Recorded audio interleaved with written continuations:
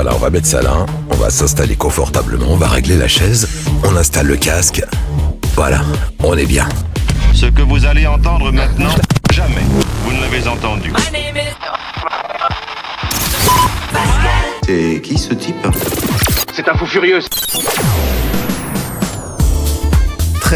Très heureux de faire cette petite capsule et je ne pouvais pas évidemment passer à côté de ça en cette journée exceptionnelle, oui, en ce qui me concerne, puisque c'est la journée mondiale de la radio. Oui, moi qui ai commencé la radio à 14 ans, 15 ans, à l'époque sur mon 103, voilà, perché sur une petite colline sancerroise, dans un studio un peu miteux. Ouais, on diffusait de la dance, on diffusait du disco à l'époque. Et puis après, voilà, pour la petite histoire, je suis passé de l'autre côté de la console, mais j'ai jamais quitté cette envie de parler dans cet objet magique qu'est le micro. Alors oui, aujourd'hui, on va faire une pause. Non pas pour regarder un écran, quoique, non pas pour scroller une énième vidéo, non plus. En même temps, si je suis dans votre écran, c'est que vous êtes en train de scroller ou de regarder l'écran, évidemment. Oui, je sais, on m'entend beaucoup en ce moment, mais on n'est pas obligé de m'écouter. Vous voyez, toute la différence entre écouter et entendre. Voilà, c'est ça le dos, comme on dit. Bon, en tout cas, pour célébrer celle qui s'invite chez vous sans jamais frapper, eh bien écoutez, on va célébrer aujourd'hui la radio.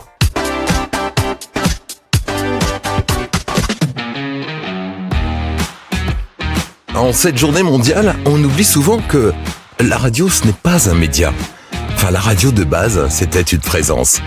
Oui, parce que la radio, j'ai envie de vous dire, la radio, c'est cette voix qui vous prend dès le réveil, qui vous secoue, qui vous tient la main, ensuite dans les embouteillages, et puis qui brise aussi le silence de vos nuits blanches, celle qui vous fait rire, qui peut aussi vous faire pleurer, évidemment.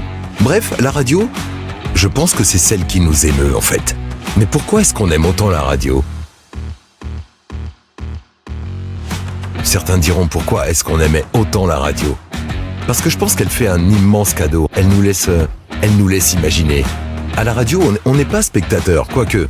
De plus en plus finalement, et pour tout vous dire, je trouve ça tellement regrettable. La radio, avant qu'elle ne soit filmée, c'était un son, c'était un rire, une respiration, et c'était tout un monde qui s'allumait dans notre tête. Je me souviens, à l'internat, écouter les émissions de Géraldine le soir très tard, entrecoupées de publicités, du Minitel et du 3615 ULA. Bon, il n'en reste pas moins quand même que la radio, c'était, c'est toujours d'ailleurs le média de l'humain, du vrai. Et oui, parce qu'on y entend des voix qui tremblent, ou qui dérapent, ou qui vibrent, des langues qui fourchent. Mais alors, c'est pas grave, c'est ça l'humain. Et puis c'est en même temps la bande originale de tellement de souvenirs. Ce premier amour sur un refrain, un trajet de vacances, bref, j'en sais rien. Ce chagrin qu'une chanson a su apaiser, peut-être voire même un râteau mémorable au moment d'emballer, non, je ne sais pas, je n'ai pas d'exemple précis dans ce cas-là. Mais après, oui, aujourd'hui les écrans passent, les modes s'effondrent, mais la radio, elle est là, elle reste. Hier, elle était dans un poste à lampe, non, j'étais pas né. Enfin, à vérifier quand même. Aujourd'hui, dans votre smartphone ou en podcast, mais toujours avec cette même promesse, celle de jamais nous laisser seuls. Alors oui, tant qu'il y aura un cœur qui parle et une âme qui écoute, eh bien écoutez, pourquoi la radio s'éteindrait ? Non, parce qu'on entend partout que la radio appartient au passé, que les algorithmes ont gagné, que les écrans ont tout dévoré, ok, mais ouvrez bien les oreilles. Parce que la réalité est bien plus excitante. La radio, elle ne meurt pas, elle change juste de peau. Hier, c'était une fréquence et une antenne. Aujourd'hui, c'est une expérience totale. Elle est dans votre poche, dans votre voiture, au bout de vos écouteurs, elle est partout. Bon, les nouvelles générations n'ont pas arrêté d'écouter. Elles ont juste arrêté d'écouter comme avant. Elles veulent choisir, elles veulent zapper, partager. Et ça, c'est une chance incroyable. Oui, parce que, soyons honnêtes, les plateformes ont la musique, mais elles n'auront jamais le regard. Elles ont les titres, ok, mais elles n'ont pas la voix. Aucun algorithme au monde ne pourra remplacer cette personnalité, c'est pas possible. Cette personnalité qui vous raconte une histoire, ce lien humain qui vous surprend au détour d'un morceau. Non, la radio de demain, elle ne sera pas silencieuse. Elle sera sûrement plus libre, oui, plus créative, plus incarnée. Elle sera live quand il faudra vibrer ensemble, et podcast quand il faudra raconter l'intime. Voilà. On va se dire les choses, quand même, en 2 minutes. Non, parce qu'il y a des experts en costume cravate qui nous disent tous les matins « La radio, c'est fini, c'est pour les darons, c'est le Minitel du son ». Peut-être. Apparemment, on serait tous en train de préparer l'enterrement. Le cercueil est prêt, il y a marqué FM dessus, Spotify est en train d'aller acheter des fleurs, bref, c'est la fin de la radio. Mais attendez 2 secondes, si la radio est morte, pourquoi est-ce qu'on n'a jamais autant écouté de voix dans nos oreilles ? Alors oui, c'est vrai, je vous l'accorde, le gros poste radio qui pesait 12 kilos sur le frigo de mamie, il a pris un sacré coup de vieux. Non, aujourd'hui, la radio a fait une sorte de chirurgie esthétique et elle s'appelle podcast, tout simplement.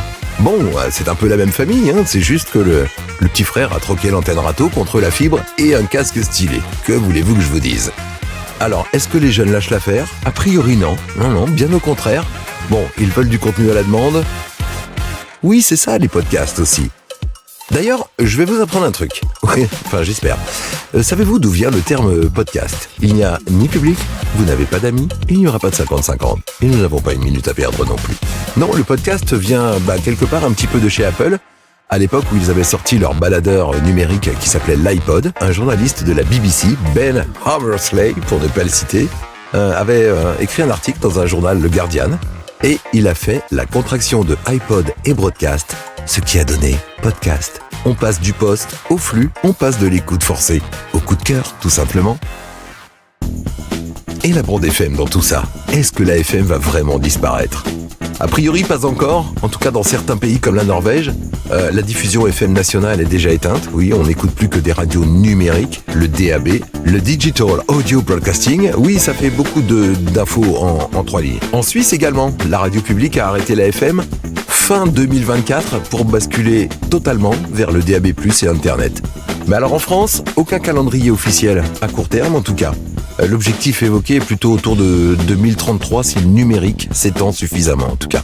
Alors le DAB+, c'est du son numérique, du son propre, plus de stations et surtout moins de coûts techniques. Mais bon, certains critiquent quand même la réception qui est parfois inégale et le besoin de changer de matériel qui va s'imposer évidemment.